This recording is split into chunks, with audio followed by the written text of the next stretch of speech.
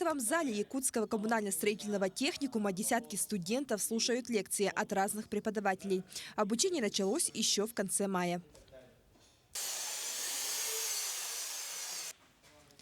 В отделочной мастерской уже собственноручно бойцы пробуют применить все теоретические знания на практике. Алгыс Петров учится в колледже инфраструктурных технологий. Он заинтересовался данной возможностью и с воодушевлением записался в ряды. Говорит, что желание работать становится все больше. Хотел бы и в дальнейшем обучиться более сложным вещам, например, каменной кладке.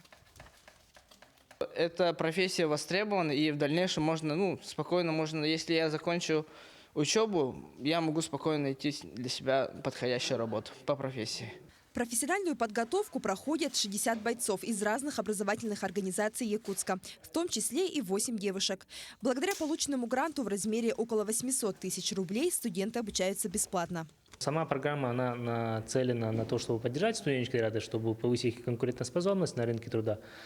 И если так смотреть, то наши ребята, они пользуются спросом среди работодателей.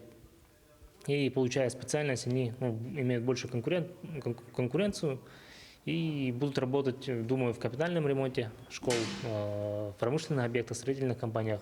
Грант по обучению бойцов строительного отряда в этом году проводился впервые. В настоящее время в Якутии строится множество объектов, где не хватает сотрудников.